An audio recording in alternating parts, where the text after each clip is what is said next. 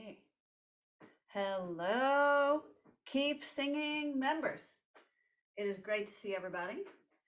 Oh, it's so weird. It gives me this mirror image. Maybe it's showing you? I don't even know. Zoom, zoom, zoom, zoom. Come on and zoom, zoom, zoom, zoom. Anybody remember that? I am totally dating myself right there. Child of the 70s, teen of the 80s. Hey, today we are going to talk about breath support. So hopefully some others will be joining us today. And if you do, you'll be joining us and I will let you in if I feel like it. Haha, just kidding. Of course I'll let you in. So I do hope that if you're watching the replay of this, that you will take advantage of sending any questions you might have to the Q&A. Remember, it's Q&A, like one word, like it's kind of like Quanda or Kanda. Q&A spelled out, Q-A-N-D-A, at keep hyphen, not M dash, not N dash, but just hyphen or dash singing.com, keep-singing.com. So let's jump in. I am going to share my screen. Well, let me give you a little bit of a context of what we're doing. And by the way, sorry about all the junk over there. That is for I'm doing a benefit yard sale online for to benefit anti-trafficking efforts of Women at Risk International. And you can't even see 90% of the stuff here in my office. So let's go. Breath support is our topic today. And many of you, or several of you really, have expressed to me wanting to be able to control your tone better, to be able to hold notes longer, to be able to sing through phrases without gasping toward the end. Trying to think of other things that are related to breathing. Things that, all those things, tone, being able to sustain, even sustaining pitch, has a lot to do with breath support and control. And we'll talk about what all that nomenclature means in just a few minutes. Holding out phrases, singing through phrases, growing notes. So a lot, 97% of dynamics, such as like swelling a note or bringing it back down, like if you had a crescendo or a decrescendo, for those of you who have any music background, just means get louder or get softer. That is controlled, not here. It is controlled by your total respiratory system and your breath support. So the fancy word for this is, if you want to get all, Italian classical language on us here, it is called appoggio, A-P-P-O-G-G-I-O. And that just means, like, it literally means to lean. I've never quite figured that out, like exactly why that word, to lean, a word that means to lean, why that's used. However, whatever. Well, let's move on. I've got theories on it. You can make up your own. Let me know what they are. I do. I have linguistic theories on it. I have, if I was an Italian, coming up with words to describe breath support for singing, I might use that. Okay. I would probably have chosen something else, but I wasn't around when they coined that term. So nobody asked me. And I just want to make sure that this is coming through correctly and that everything is okay. Everything is, I just want y'all to be able to hear me. Microphone. Okay, good. Yeah. Please do let me know in feedback if the recordings are not coming through clearly for you or whatever. Okay, So I want to show you some pictures. I want you to see your apparatus. Let me tell you a very quick story. Um, as you all know, you probably read my bio before you came into the program. I sang professionally for throughout my 20s and kind of into my 30s, but mainly throughout my 20s. And I took voice lessons the whole time uh, from several different teachers. And one of those one of those told me the correct thing about the diaphragm. And not that the others were bad teachers, they just were misinformed, mistold, probably by their own teachers, about what the diaphragm actually is and what it does and how it interacts with the voice, because the diaphragm has everything to do with your voice. And so, and surely you have been told at some point in your singing, or if you've been on stage ever, your director or someone has said to you, speak from your diaphragm or sing from your diaphragm. I would put money on, I would bet to that maybe that director, maybe that director knew what a diaphragm actually is, a respiratory diaphragm, and maybe he or she didn't. And maybe that's just what they'd always heard. So I was told that the diaphragm was like a roller shade, like, you know, and you pull it down to, and literally that's what he kind of described to me. Now, this person who taught me that was an absolutely phenomenal singer and entertainer. And he taught me a lot of really good things. And he probably mainly helped me learn how to warm up and work out my voice, and gave me confidence. Like, he believed in me like nobody's business. And that's important. But he did not know what a diaphragm was, and he had a completely wrong idea about it, which was so interesting. But he was concerned still about breath control. Every singer needs to be. Every singer who's serious about singing needs to be. So, and he was not the only one. I had other teachers that did not know. They would point here to the abdominal wall and indicate that that's your diaphragm. That's not your diaphragm, that's your abdominal wall. It interacts with the diaphragm by related movement, but it does not, and it can support the work of the diaphragm, but it is not the diaphragm. Mainly your abdominal wall stays fairly relaxed. So I want to show you some photos, because you are going to know what the heck your diaphragm is, where it is, and what it does, and how it interacts with your voice. So we are going to talk about that today. Let me share my screen, and hopefully I'll do this right. Okay. Woohoo! Looks like I did it right. Okay. So this is a little collection I have made over the years of cartoonish, some kind of semi-cartoonish pictures about the respiratory system, because it is important to know. So let's just see real quick what it looks like from the outside. So this is the whole thoracic cavity. Your rib cage is all around your chest, of course. That's what comprises your chest, and protects only two things are inside your rib cage. One is your pair of lungs and the stuff that goes with that, and then your heart.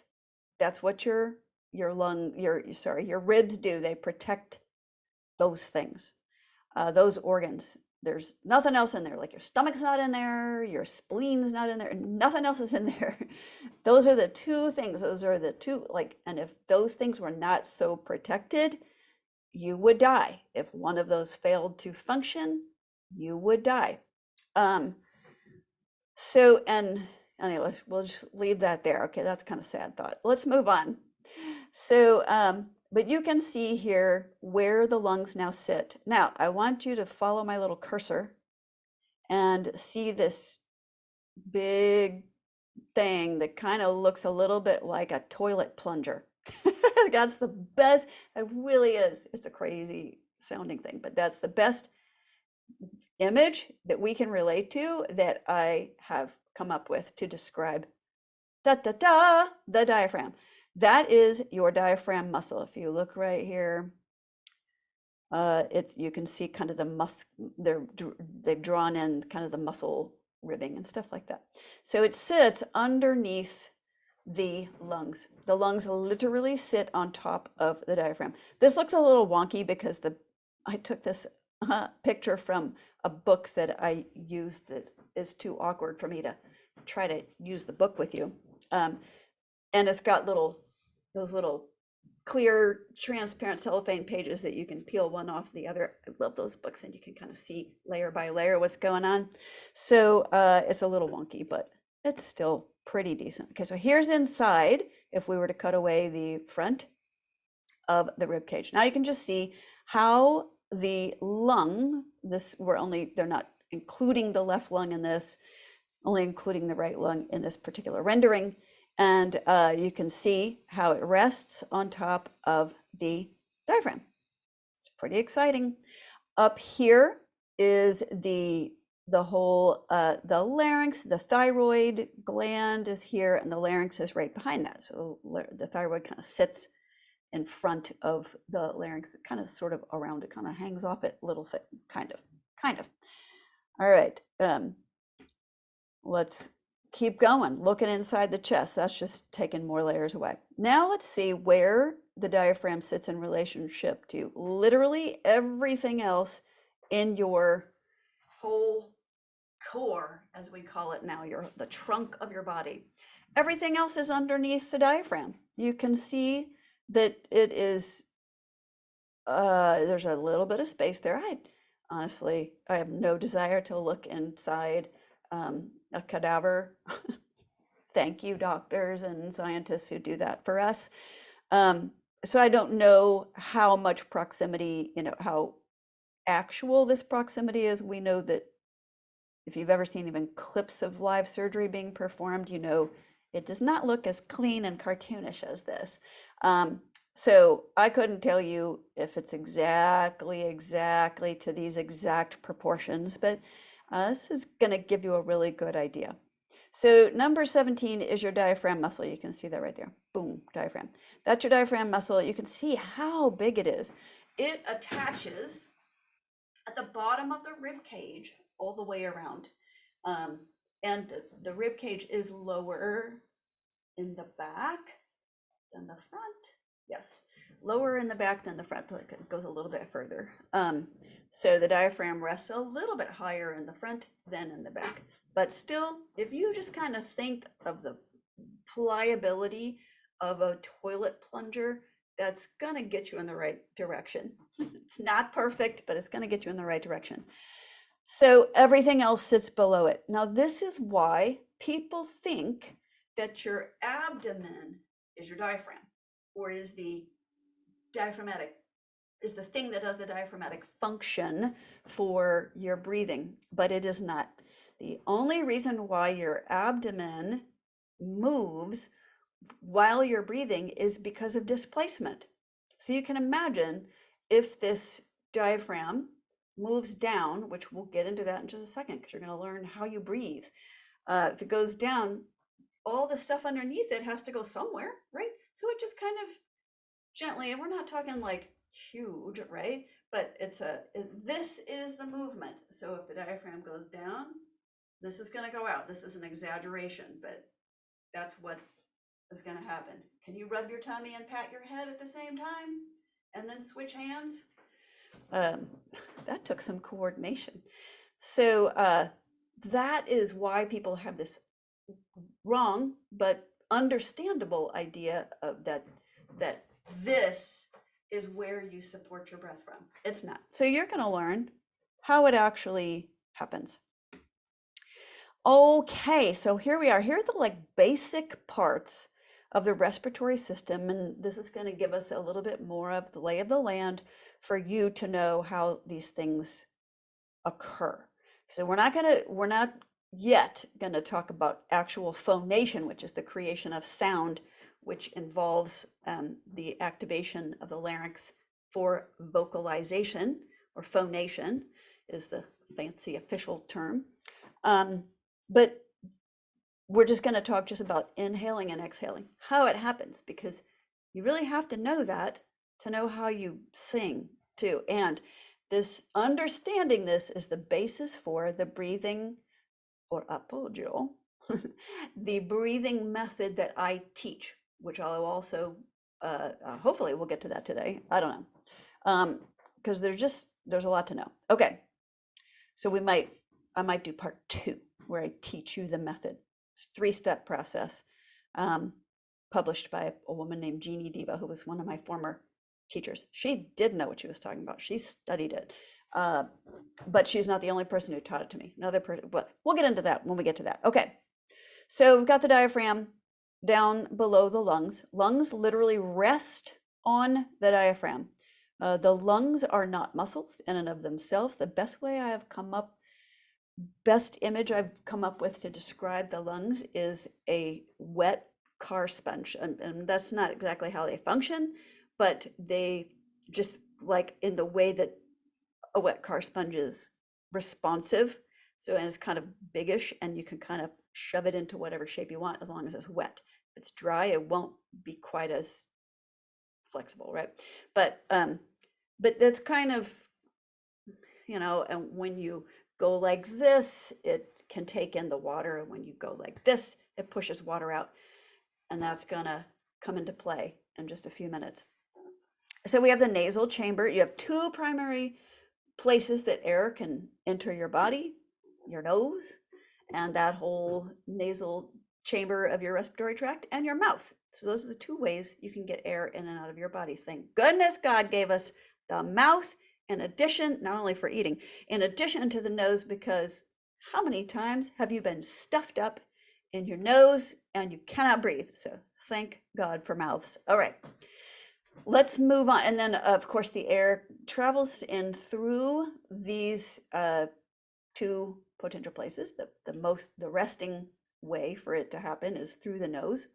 Typically at rest, the mouth will be closed, unless the person is reclined. Whole nother story. But anyways, the primary way that you bring air in and out is through your nose, down through nasal passages, through your windpipe or bronchial.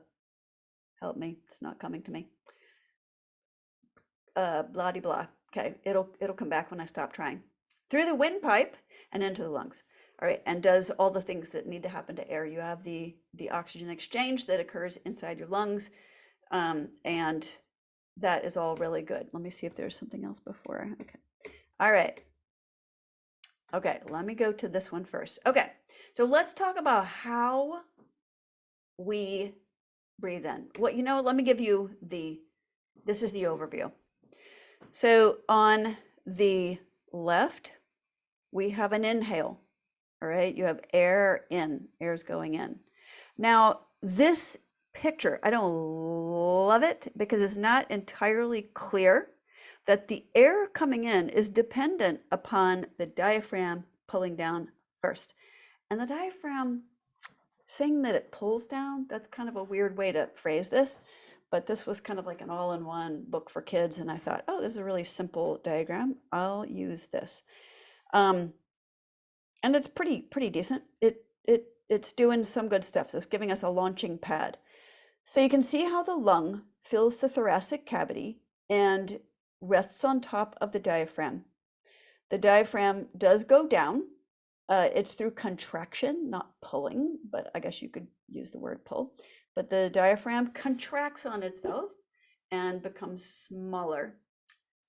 Anybody ever do shrinky dinks back in the 70s and 80s and early 90s before whatever happened to them happened? You take a plastic sheet, it's kind of like an overhead transparency, again, dating myself, but a plastic sheet and you draw and color all over it, and then you cut it out like you want it, and then you put it in the oven and it heats up and the whole thing shrinks into this cute little ornament. You can hang them up everywhere. Really fun.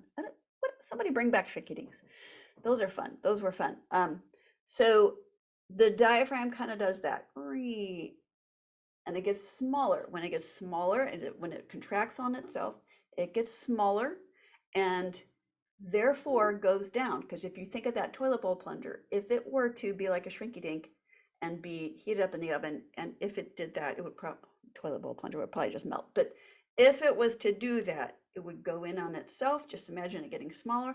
The top would get lower. We're not talking about feet here. We're talking about inches. Okay. So let's say this is my, let me stop sharing for just a second. I want you to see my map, not drawn to scale, but this, let's say this is my diaphragm. This is my upside down toilet bowl plunger. And let's say this is my ribs. These are my ribs up here. But if my diaphragm contracts on itself, it gets smaller and it goes down. All right.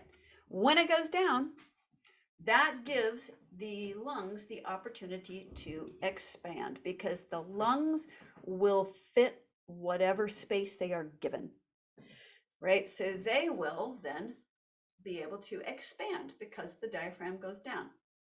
When the diaphragm goes down and the lung expands, inside the lungs, both of them, is created a condition called a vacuum. A vacuum. Okay, so a vacuum is the presence of nothing, right? There's no matter in there whatsoever, not gas, solid, liquid. So, but as we all learned in high school physics, the universe hates a vacuum, so it's going to fill it with something. What we want the lung to be filled with, of course, is air. So that vacuum is created. Just think like a vacuum cleaner here for just a minute. So the vacuum cleaner electronically creates a vacuum, which then causes the air to be sucked in through the hose, right? Or up through the thing that you're pushing like this. And that electronically induced state of vacuum on a continual basis sucks up all the dirty particles off of your floor through the hose or whatever apparatus into a bag, catches it. And then when you turn it off, the vacuum ceases to be created, that condition, and the air stops flowing in. Okay. When your diaphragm goes down, it contracts, goes down, the lung expands, that creates a vacuum. When that vacuum is created, the universe wants to fill it. That vacuum is going to pull in air through your whatever's open, nose or mouth. So it's going to pull in air. Da, da, da, that's your inhale. Okay, let's go back to our little shared screen here. So now you can see our inhale. Let me get this. Boom, air in. So now you can more understand why I was nitpicky about the diaphragm pulling down. Not really. So, but that has to go down, and that creates the space for the lungs, which creates inside the lungs a vacuum, which then pulls air in. All right. Then, how does it all happen? In reverse, from the bottom up. So when the diaphragm finishes contracting, and thank goodness this is an autonomic system, we don't have to think about this, although we are going to think about this. We're going to think about this in our apogeo studies, our breath control studies, breath management studies. But when it stops contracting, it goes back up to its resting position, presses up on the lungs, and smushes the air out. That's basically a very pedestrian way to describe what's happening. That's your exhale. So now you can see inhale because the diaphragm has gone down. The exhale happens because the diaphragm relaxes again. Okay, so that is an inhale and an exhale. And I really do want each of you to learn what is happening. I want you to think about that cause and effect. I want you to think about and learn how it begins with, well, it begins with a neurological signal, but that aside, it begins with a contraction of the diaphragm muscle. Yeah, it begins with the contraction of the diaphragm muscle, and I want you to think about that cause and effect. Cause and effect. The brain says we need oxygen exchange. Diaphragm contracts, goes down. Lung gets to expand because it's given more space. That expansion creates a vacuum. The universe wants to fill it. It pulls air in through the presumably open airways, nose or mouth. Comes in, there is your inhale. When the diaphragm stops contracting, it goes back to its relaxed position, presses up on the lungs, and compresses the air out. It doesn't sound like every time. Okay, so that's like a super exaggerated form, right? So this is a fairly gentle motion, but it happens over and over and over and over and over again. Now, as singers, we are going to learn to that's really all I wanted to cover today. I wanted you to understand the respiratory process. I know that took almost 30 minutes, but this is important. It's so foundational for you understanding the next stuff you're going to do. And we will do that on week 3 if I don't just make time to just do it and put it in there with it today, but probably it'll happen in week 3. But I want you to understand this. I want you to memorize it. I want you even to teach someone else about the respiratory process. I want you to understand the cause and effect. I want you to understand the order in which it happens. And because it is important for you as a singer, you will understand why it's important later, right? When we move to next steps. As singers, we're going to learn to manage this process in some ways. You might think we're going to control the breathing process. I think that's fair to say. We're going to control the respiration process because we're going to manage the air to not all flow out at the same time. That's how you get better breath control. And whether people know it or not, when they said sing from your diaphragm or speak from your diaphragm, they really wanted more resonance from you. They wanted more volume. And they wanted you to do it in a way that wasn't going to make your voice blow out, because they knew somewhere in the back of their mind, someone told them that if you just start pushing out more sound, you're going to blow out your voice. And then you'll be like however many countless untrained actors and actresses who never had any voice lessons, or like, yeah, speaking lessons, who did blow out. And by the time they spend it all and pushed and wore out their laryngeal function and irritated their larynx so much that they spent all the performances hoarse and unable to sing, which is really unpleasant for everyone.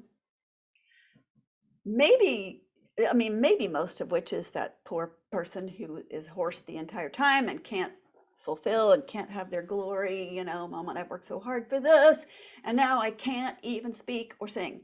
But it's also, secondarily, it is unfair to the audiences because you could have prevented it. That's kind of harsh to say, isn't it? But if you are training, it behooves you to understand what is going on, and because you want to respect your audiences as well as to respect your body.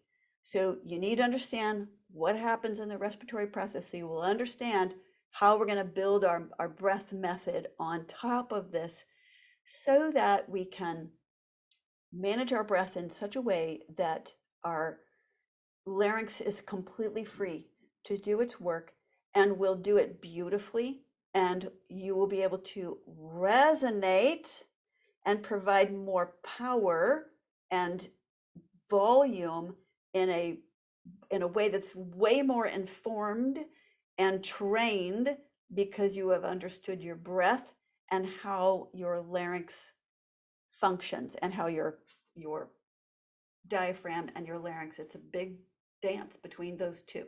And that is how you have a great voice, and that's how you, good, perfect. That is how you are able to sing long periods of time and ask a lot from your voice. So shoot me any questions at Q&A at keep-singing.com, and shoot me any questions about this. And I think that's all. All right, everybody, the Lord bless you, and I can't wait to hear how things are going. Please check in your member area. Please do this is not for me, it's for you. Do a journal entry this week. Go in and put something in one of the forums in the discussion area. Create a video of yourself singing and upload it to a YouTube channel. I need to make y'all an instructional video. If you don't already know how to do that, I need to make you an instructional video as to how to create your own free YouTube channel so you can upload as many videos as you want, and send us a link to put a link in there so that I and others, so that you can grow and so that the rest of us can share in the joy of your growth. Everybody needs to do that. Blah, blah, blah. Everybody needs to do that. Everybody do that. Everybody do that. So I will see everybody soon, I hope. Take care and keep singing. Yeah, I'll say it again. Take care and keep singing.